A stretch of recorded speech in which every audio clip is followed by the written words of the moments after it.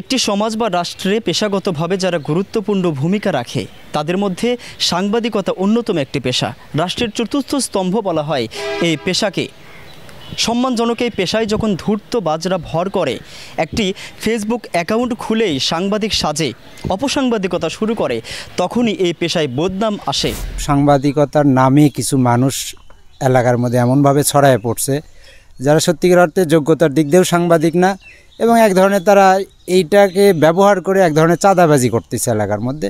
তবে এতে প্রকৃত সাংবাদিক কারা এটা বুঝতে আমাদের ভীষণ অসুবিধা হচ্ছে।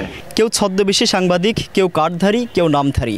এদের লক্ষ্য চাঁদাবাজি, ব্ল্যাকমেইল, গুজব, অপপ্রচারের মাধ্যমে টাকা উপার্জন করা।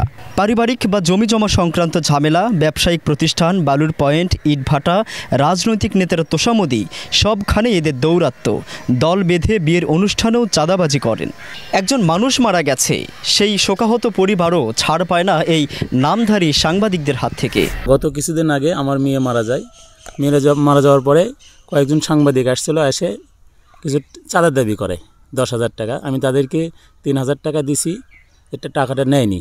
কি হিসেবে তারা দাবি করছিল? সাংবাদিক রিপোর্ট করবে যে মেয়ে কীভাবে মারা গেল, মানে আপনার হবে, ক্ষতি হবে। আমি তো ওই দিন আসলে শোকাহত। এখন কি করব আর কি, যাব কোথায়? জায়গা বুঝে ম্যাজিস্ট্রেট সেজে অভিযানের নাটক সাজিয়ে মোটা অঙ্কের চাঁদা দাবি করে। ঈদের আগে সেমাই তৈরির কারখানাগুলোতে এদের অভিযান চলে। ভাগের টাকা না জুটলেই ফেসবুকে মানহানিকর স্ট্যাটাস। নিজের বাগানে নিজের লাগানো গাছ কাটতে যাবেন, যদি খবর পায় সেখানেও তারা হাজির। রাস্তার ধারে আমার বাগান, আমি আমার গাছ কাটতেছি, হুট করে 3-4টা সাংবাদিক এসে বলতেছে এটা সরকারি গাছ, আপনি কাটতেছেন কেন? আমি আমার গাছ কাটবো, তাহলে প্রমাণ করেন যে হচ্ছে এটা সরকারি গাছ। তখন বলতেছে যে হচ্ছে ওইসব প্রমাণে যেন না, বিপদে পড়বেন। সবচাইতে ভালো হয় 1,000-5,000 টাকা দেন, মীমাংসা করেন।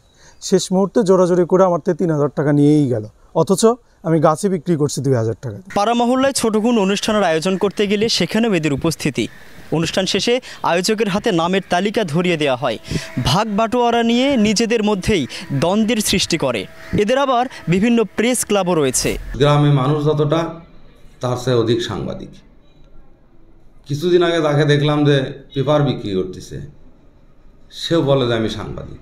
ভ্যান আলা, রিক্সা আলা, হোটেল শ্রমিক সবাই যদি সাংবাদিক হয়, কারো একটা পারিবারিক সমস্যা, সেখানেও যায় সাংবাদিক। জমিতে পানি দিয়ে এটা কৃষক একটা জ্ঞান, সেখানেও সাংবাদিক। গরুর দালাল বা একজন মুদি দোকানের হাতে যখন প্রেস কার্ড আসে, তখন এটি লজ্জার কারণ হয়ে যায় মূলধারার গণমাধ্যম কর্মীদের জন্য। প্রকৃত সাংবাদিক যারা সাংবাদিকতা পেশায় ছিলেন, তারা আস্তে আস্তে দূরে সরে যাচ্ছে, এবং কিছু ভুইফোর সাংবাদিকদের আমরা দেখতে পাচ্ছি। অনেক সাংবাদিকে অপকর্মের সঙ্গে জড়িয়ে গেছেন, যেটা বর্তমান সময়ে বা বর্তমান সমাজের জন্য এটি খুব উদ্বেগজনক। সরকারিভাবে গরিব দুস্থদের জন্য বিভিন্ন প্রকল্পের চাল বিতরণ করা হয়। ডিলার দুর্নীতি করুক বা না করুক, সেটি প্রমাণ থাকুক বা না থাকুক, 10-15 জন আসবে, তাদেরকে সম্মানী দিতে হবে। 10-15 জনকে চাল দেওয়ার সময় 10-15 জন করে আমরা তখন বুঝি যা কিছু নিতে আছে সম্মানী, তাদের সম্মানী কিছু করি। আমরা তো সাংবাদিক মানে সাংবাদিক কত কি করতে পারে এটাও তো আমরা বুঝি না। শুধু কি ডিলার, এদের হাত থেকে রক্ষা পায় না উপজেলা চেয়ারম্যান বা ইউনিয়ন পরিষদের চেয়ারম্যান মেম্বারও। সাধারণ মানুষ যখন এই নামধারী সাংবাদিকদের ফাঁদে পড়ে, জনপ্রতিনিধিদের কাছে গেলে তারাও নিরুপায় হয়ে পড়ে, কারণ এরা সাংবাদিক। মানুষ যদি কোনো বিপদত পড়ে, ওই সময় যদি সাংবাদিকেরা এই তাদেরকে ট্যাপি ফেলে, যদি অর্থ হাতে নেয়, সাংবাদিক পরিচয় যখন পায়, তাদের সাথে আর ওইভাবে কিছু বলা যায় না, বাধ্য হয় আমরাও চুপচাপ থাকি। ভালোর মধ্যে 2-1টি খারাপ, তাদের কারণে আজকে ভালো সাংবাদিকেরা মানের ক্ষুণ্ণ হচ্ছে। একজন গণমাধ্যম কর্মীর প্রথম চাহিদা থাকে সংবাদ, কিন্তু এদের চাহিদা কি? বিয়ের দাবিতে অনশন কিংবা পারিবারিক ঝামেলার খোঁজ পেলেই এরা দায়িত্বের সাথে হাজির। ছোট ঝামেলাকে বড় করতে সব কিছুই করে এরা। আপনি যদি সমাজ উন্নয়নমূলক কাজ করেন, তবুও এদেরকে চাঁদা দিতে হয়। 2020 সালে আমাদের গ্রামে আমরা একদল ড্রাগ ব্যবসায়ীকে পিটিয়েছিলাম। সেখানে সাংবাদিক এসে সেই একটা ভালো খবর প্রচার করার জন্য 4-5 জন সাংবাদিক আসছিল, এবং সবাই 500 করে টাকা চাইছে। আমরা আমাদের ওই সময় যতটুকু সামর্থ্য ছিল, কাউকে 200-300 দিয়ে আমরা তাদেরকে বিদায় করছি।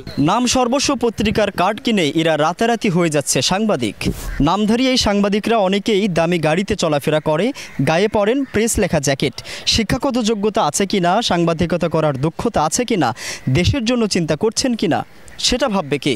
অনলাইন যে সাংবাদিকতাগুলো আছে, তার যে সংবাদগুলো আমরা পড়ি তার তো একটা সংবাদে মিনিমাম 5-6টা করে বানান ভুল থাকে। তাদের এখনও ভাষা জ্ঞানই তৈরি হয়নি। সাংবাদিকতার একটা ন্যূনতম ক্রাইটেরিয়া থাকতে হবে যে তাকে অনার্স পাস করতে হবে বা ডিগ্রি পাস করতে হবে। নারী নির্যাতন, ছিনতাই, চাঁদাবাজি, ব্ল্যাকমেইলের সঙ্গে জড়িতদের প্রধান অবলম্বন এখন এই পেশা। একটি জাতীয় পত্রিকায় শুধু বগুড়াতেই ঘোরাঘুরি করতে দেখা যায় প্রায় 10-15 জনকে। শিক্ষাগত যোগ্যতা বা রিপোর্টিং স্কিল থাকুক বা না থাকুক, এর মধ্যে ক্রাইম রিপোর্টারও রয়েছে। প্রথম সারির পত্রিকা বা টিভির নামের সঙ্গে আংশিক মিল রেখে নামকরণ করেছে প্রতিষ্ঠানের। যেহেতু তারা কার্ডধারী, তাদেরকে পত্রিকা কর্তৃপক্ষ কার্ড দিচ্ছে, আপনি তাদেরকে অবৈধ বলতে পারছেন না।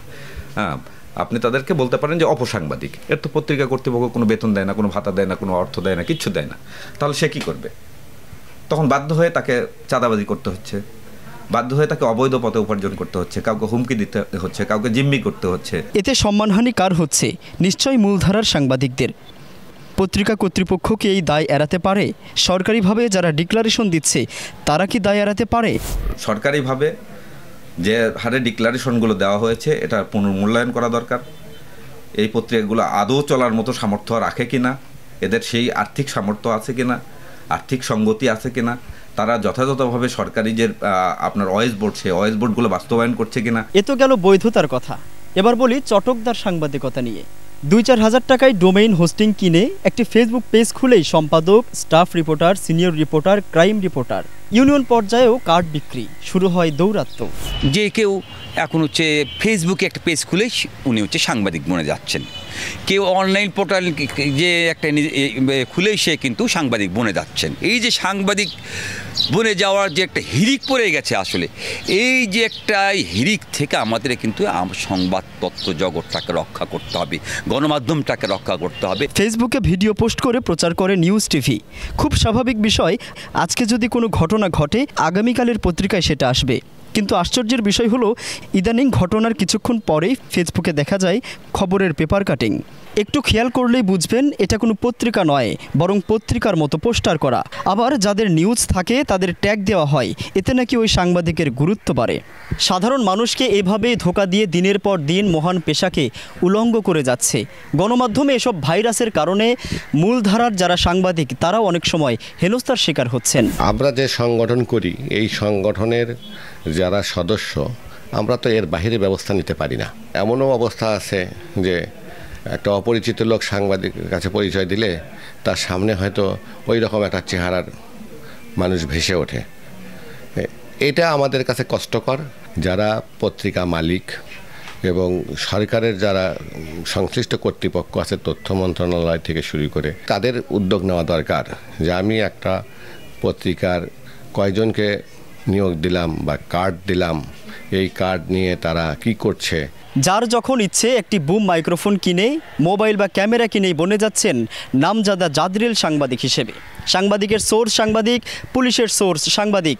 ভয়ভীতি এদের অন্যতম একটি শক্তি। কেউ মাদক মামলায় যাবজ্জীবন সাজাপ্রাপ্ত আসামি, আবার কেউ চাঁদাবাজির আসামি। যে পরিচয়ে হোক না কেন, যে অপরাধী সে আমাদের কাছে অপরাধী। আপনারা যারা প্রকৃত সাংবাদিক, আপনারা যদি আমাদের কাছে একটা লিস্ট দেন যে হ্যাঁ আমরা এই প্রেস ব্রিফিংয়ের এই এত সাংবাদিক আছেন, এই যে আমাদের লিস্ট, এটি যদি আপনারা সরবরাহ করেন, সেই ক্ষেত্রে সাংবাদিকদের জন্য সম্মানজনক হবে বলে আমি মনে করি। ফেসবুক ভিত্তিক অথবা সোশ্যাল মিডিয়ায় কেউ যদি কোনো অন্যায় করে থাকে, যদি কোনো সাংবাদিক ভাইও যদি পরিচয় দিয়ে অপসাংবাদিকভাবে কোনো অন্যায় কাজ করে থাকেন, সাধারণ প্রচলিত যে আইন আছে সেই আইনেই সবার মতো একই ধরনের আইনের আওতায় সবাই চলে আসবে। নামধারী এই সাংবাদিকদের পৃষ্ঠপোষকতা যারাই করুক, ভুয়া সাংবাদিকতা রোধে সাধারণ মানুষকে আরও সচেতন হতে হবে, সোচ্চার হতে হবে মূলধারার গণমাধ্যম কর্মীদের, আরও দায়িত্বশীল হতে হবে মিডিয়া মালিকদের। সরকারি যারা দায়িত্বশীল রয়েছেন তাদেরকেও আরও কঠোর হতে হবে। দর্শক, আজ এ পর্যন্তই। ভালো থাকুক গণমাধ্যম, ভালো থাকুক গণমাধ্যম কর্মীরা, ভালো থাকুক সহযোদ্ধা।